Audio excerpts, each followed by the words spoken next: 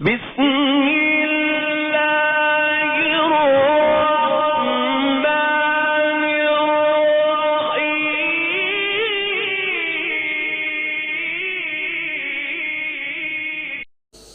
الحمدللہ رب العالمین وصلی اللہ علی نبینا محمد وعلی آلہ وصحبہ اجمعین اما بعد۔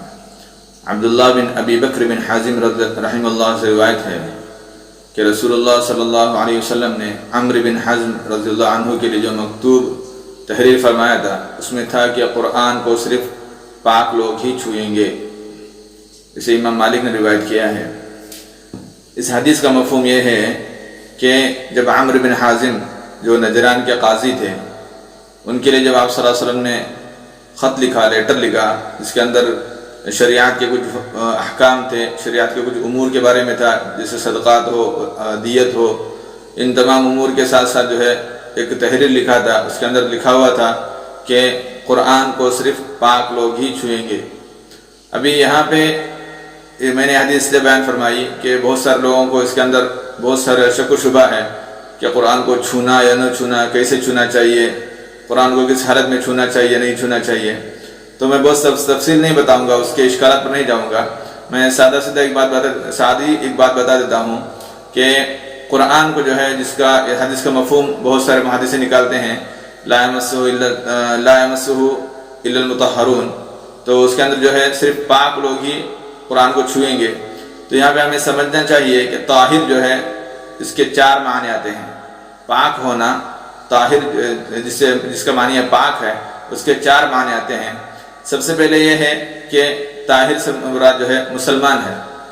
کیوں؟ کیونکہ اللہ تعالیٰ نے قرآن کے اندر فرمایا انما المشرکون نجس، مسلمان کے علاوہ جو مشرک لوگ ہیں وہ ناپاک ہیں۔ اس کا مطلب یہ ہوا کہ مسلمان پاک ہیں۔ اس کا ایک مطلب تو طاہر کا یہ ہوا کہ وہ مسلم ہونا چاہیے۔ دوسرا یہ ہے کہ وہ نجاست سے پاک ہو، چاہے نجاست حدث اصغر ہو حدث اکبر ہو، نجاست سے وہ پاک ہو۔ ٹھیک ہے، یہاں پہ حدث اصغر مراد لیا گیا ہے۔ اور تیسرا مراد یہ ہے کہ وہ جنابت سے پاک ہو، جنوبی شخص نہ ہو، جیسے احتلام وغیرہ ہوا ہو تو جنابت سے پاک ہونا چاہیے۔ اور چوتھا مراد یہاں پہ یہ ہے طاہر سے کہ وہ باوضو ہونا چاہیے۔ یہ چار مطلب جو ہے طاہر کے حدیث کے مفہوم کے اندر جو ہے علماء نے بیان فرمائے ہیں۔ ابھی سب سے زیادہ جس کو اہمیت دی گئی ہے وہ یہ ہے کہ چوتھے مطلب کو، طاہر سے مراد وہ شخص باوضو ہو، اور بہت سارے علماء نے اس کو کہا ہے کہ وہ نجاست سے پاک ہو۔ باوضو ہو مطلب یہ ہے کہ وہ نجاست سے پاک ہونا چاہیے۔ اب یہاں یہ سمجھ لینا چاہیے کہ قرآن کو پڑھنا ہو تو باوضو ہونا شرط ہے۔ ٹھیک ہے، تو محدثین نے اس کی ادب کے سلسلے میں قرآن کے جو امور ہیں، قرآن کے جو آداب ہیں، اس کے سلسلے میں اس کو بیان فرمایا ہے کہ قرآن کو اگر پڑھنا ہو تو باوضو ہونا شرط ہے، اور اس کو نجاست سے پاک ہونا چاہیے، اس کو جنابت سے بھی پاک ہونا چاہیے۔ یہ بھی بہت سارے محدثین نے اس کے اندر بیان فرمایا ہے۔ تو سب سے زیادہ جمہور علماء کا جو قول ہے وہ یہ ہے کہ وہ آدمی حدث اصغر سے پاک ہو اور باوضو ہونا چاہیے۔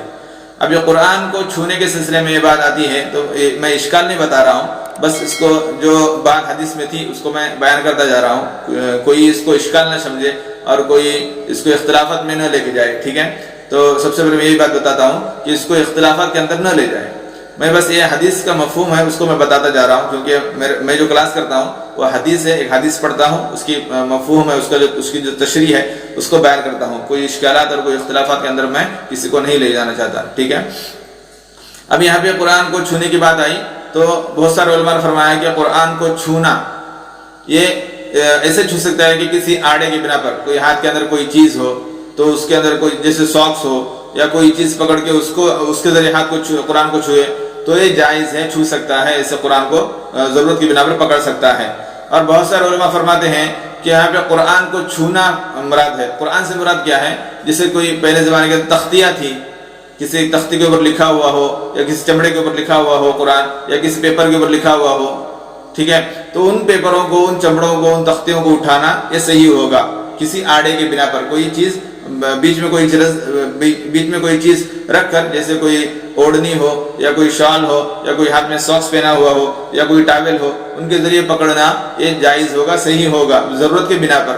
ٹھیک ہے، کیونکہ قرآن سے مراد یہاں پہ یہ ہے کہ جو تختیاں لکھی ہوتی ہیں، جو تختیاں ہوں، چمڑے ہوں، ان پر لکھا ہوا ہے، اس کو قرآن کہتے ہیں، کیونکہ جو قرآن اصل میں کلام ہے، کلام کو چھوا نہیں جا سکتا، کلام کو قرآن نہیں کہتے ہیں۔ کلام جو اس کے اندر لکھا ہوا ہے، اللہ کا کلام ہے جو لکھا ہوا ہے، اس کو چھونا ناممکن ہے، کیونکہ اس کو چھوا ہی نہیں جا سکتا۔ کلام کو صرف سنا جا سکتا ہے، چھوا نہیں جا سکتا۔ اس لیے یہاں پہ محدثین جو کچھ بعض علماء کہتے ہیں کہ قرآن سے مراد وہ کلام نہیں ہے، بلکہ قرآن سے مراد وہ تختیاں ہیں، وہ چمڑے ہیں جس پر لکھا گیا ہے، ٹھیک ہے، کیونکہ کلام اللہ جو ہے اس کو چھونا انسان کے بس کی بات نہیں ہے، کیونکہ کلام کو صرف سنا جا سکتا ہے، چھوا نہیں جا سکتا، ٹھیک ہے۔ تو ایسے بہت سارے تعبیر جو لوگ کرتے جا رہے ہیں اس حدیث کے اندر، اس حدیث کو مد نظر رکھتے ہوئے بہت سارے لوگوں نے بہت سارے تعبیریں، بہت ساری تشریحات بیان کی ہیں۔ تو ہمیں یہ سمجھ لینا چاہیے کہ قرآن کو اگر ضرورت کے بنا پر چھونا ہو تو اس کو کسی حائل رکھتے ہوئے چھو سکتے ہیں، اس کی اجازت ملتی ہے۔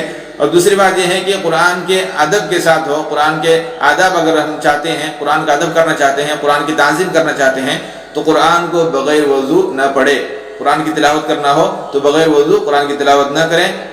قرآن کو مسجد کے اندر بیٹھ کے پڑھ رہے ہوں، کہیں پہ قرآن کی تلاوت کر رہے ہوں، تو اس کا ادب یہ ہے، اس کی تعظیم یہ ہے کہ قرآن کو پڑھنے کے لیے وضو ہونا چاہیے، نجاست سے پاک ہونا چاہیے، ٹھیک ہے۔ تو اس بات کو سمجھ لینا چاہیے کہ قرآن کو اگر قرآن کی تلاوت ہم لوگ کر رہے ہیں تو قرآن اللہ کا کلام ہے، کلام اللہ ہے، اس کی عزت کرنا چاہیے، اس کی تعظیم کرنا چاہیے، اس کا ادب ہونا چاہیے۔ تو اس کا ادب یہی ہے کہ قرآن کو باوضو ہو کر ہی پڑھا جائے، ٹھیک ہے۔ اللہ تعالی ہمیں عمل کی توفیق نصیب فرمائے، آمین۔ السلام علیکم ورحمۃ اللہ وبرکاتہ۔